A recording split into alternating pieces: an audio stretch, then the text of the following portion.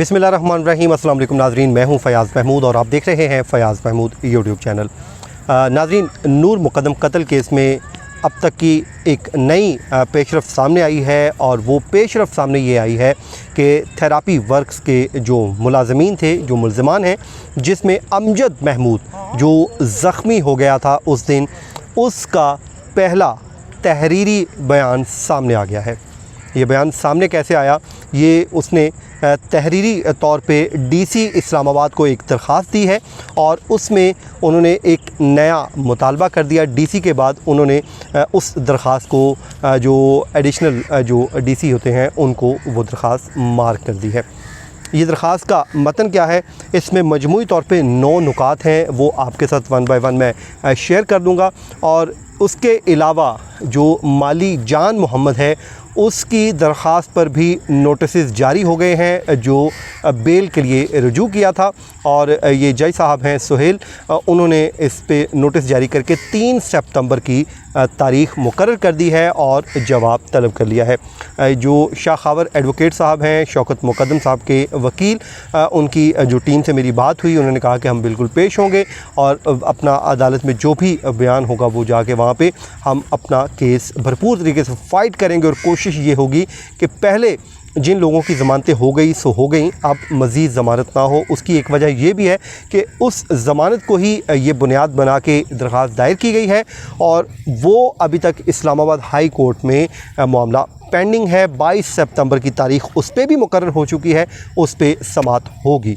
तो अब हम बात करते हैं जी अमजद महमूद की उस दरख्वास्त की, जिसमें वो ये कहता है कि जो MLC है, जो पिम्स हस्पताल ने मेडिकल जो रिपोर्ट बनाई थी उसकी करेक्शन करवाना चाहता है। वो ये चाहता है कि उसको करेक्ट कर दिया जाए, क्योंकि उसमें जो रोड ट्रैफिक एक्सीडेंट लिखा गया है वो क्यों लिखा गया, इस पे वो अपना एक मौक़िफ़ देने सामने आया है। अमजद महमूद कहता है जी, मैं थेरापी वर्क में बतौर मेडिकल अटेंडेंट के काम कर रहा हूँ और जिस दिन ये वाक़या हुआ अपने 4 दीगर जो टीम के अरकान थे, जिसमें डॉक्टर वामिक रियाज़, समर अब्बास, अब्दुल हक और दिलीप कुमार, इनके साथ ज़ाहिर जाफ़र के मैं घर गया और वहाँ पर जब पहुँचे तो उसने ये लिखा है कि ज़ाहिर जाफ़र ने मुझे खंजर के वार से या छुरी के वार से ज़ख्मी कर दिया। जब मैं ज़ख्मी हुआ तो मुझे हॉस्पिटल ले जाया गया और वो ये कहता है कि ज़ख्मी जो हुआ उसमें मेरी ठोड़ी के नीचे और पेट के निचले हिस्से में ज़ख़म आए और उन्हीं इंजरीज़ की वजह से मुझे हॉस्पिटलाइज किया गया। और हस्पताल की जो डिस्चार्ज स्लिप है उस पे भी ये बात दर्ज है। फिर वो ये कहते हैं कि वाज़े तौर पे लिखा है कि जो आउटडोर टिकट थी या फिर डिस्चार्ज स्लिप है उस पे वाज़े तौर पे लिखा है कि मेरा जो केस था वो MLC का था, लेकिन CMO ने गलत तौर पर RTA का केस यानी कि रोड ट्रैफिक एक्सीडेंट का केस बना दिया। ये वो 7वां नुक्ता कहते हैं। तो यहाँ पे उन्होंने CMO पे इल्ज़ाम आयद किया है कि उन्होंने कोई गलती कर दी है या उन्होंने गलत तरीके से इस मेरे MLC के केस को RTA के केस में तब्दील कर दिया। तो ये बड़ी ही अहम तरीन स्टेटमेंट है, बड़ी ही अहम तरीन ये पेशरफ्त है। उसकी वजह यह है कि पूरा जो केस है इनका इसी पे चल रहा है कि इन्होंने RTA क्यों डिक्लेयर किया था, झूठ क्यों बोला था। तो अब जो मामला है इसमें नया रुख इख्तियार करता हुआ दिखाई दे रहा है।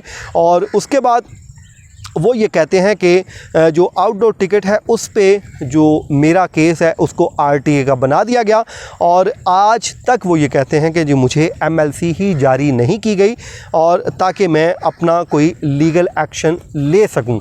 उन्होंने ये भी इल्ज़ाम आयद किया है। फिर वो 9वां ये कहते हैं कि जी रिपोर्ट जो थी उसको दुरुस्त करके RTA को तब्दील करके MLC में बदल दिया जाए।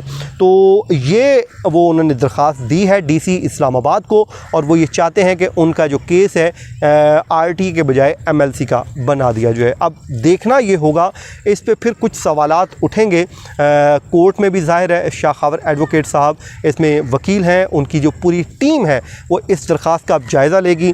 ज़ाहिर है इस पे कमेंट्स वगैरह मांगे गए हैं और जब मामला सामने आएगा वो अपना जवाब भी देंगे। वहाँ पर जाके उनकी टीम जाएगी तो वो जाके बताएगी। ये यकतरफ़ा अभी तक आपको मैं बताऊं कि ये बयान है, ये दरख्वास्त है, इस पे जब उनका मौक़िफ़ आ जाएगा सूरत हाल फिर क्लियर होगी। क्योंकि जब हम कोर्ट में थे, जब इनका केस चल रहा था, तो वहाँ पे ये चीज़ क्लियर हुई थी कि इन्होंने दिलीप कुमार लेके गया और वहाँ पे जाके रोड एक्सीडेंट डिक्लेयर किया। क्योंकि जब प्राइवेट हॉस्पिटल में लेके गए थे पहले, तो उन्होंने वहाँ पे जाके भी कहा था कि ये रोड एक्सीडेंट हुआ है।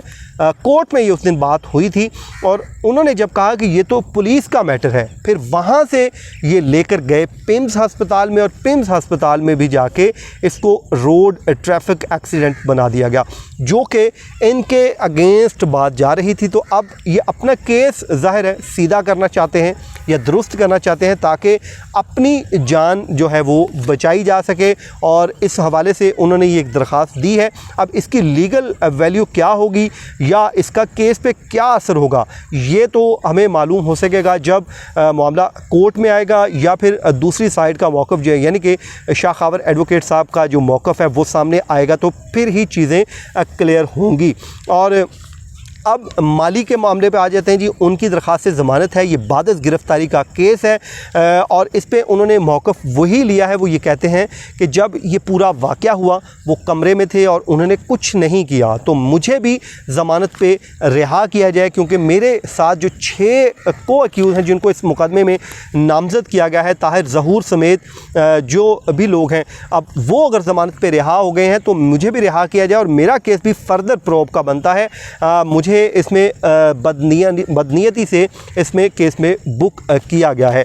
तो मजमूई तौर पे इसमें आपको मालूम है 12 लोगों को अरेस्ट किया गया था और 6 ज़मानतों पे बाहर आ चुके हैं और 6 लोग अभी भी जेल में। मरकज़ी मुल्ज़िम ज़ाहिर जाफ़र, उसके वालिद ज़ाकिर जाफ़र, वालदा असमत आदम जी और दीगर जो थे खानसामा चौकीदार, ये 6 मुल्ज़मान इस वक्त भी जुडिशल लॉकअप में हैं, जुडिशल रिमांड पर अडयाला जेल में हैं। तो पुलिस से मुतल्लिक ये कहा जा रहा है कि उन्होंने जो सप्लीमेंट्री चालान तैयार किया है और वो प्रोसिक्यूशन को भिजवा दिया गया है और कभी इम्कान ये है कि 6 सितंबर को वो चालान अदालत में पेश कर दिया जाएगा। फिर बाज़ाब्ता तौर पे इस केस का ट्रायल शुरू होगा और फिर इस केस का जो ये केस अपने मंतकी अंजाम को तब पहुंचेगा जब इसमें शहादतें रिकॉर्ड कर ली जाएंगी और इसका फ़ैसला किया जाएगा कि ज़ाहिर जाफ़र के अलावा दीगर जो लोग हैं उनका जो रोल बताया गया है, क्या शहादतों की रोशनी में, क्या एविडेंस की रोशनी में वो साबित होता है या नहीं। तो ये था जी आज का हमारा वीलॉग। आप अपना फ़ीडबैक देना मत भूलिए, क्योंकि हम आपको पहले दिन से ही इस पर मुकम्मल तौर पे आगाह किए हुए हैं और कोशिश ये करते हैं कि फ़ैक्ट्स के ऊपर रहें और तमाम तर बातें आपके साथ फैक्चुअल शेयर करें। तो मुझे दीजिए इजाज़त, अपनी दुआओं में याद रखिए। अल्लाह हाफ़िज़।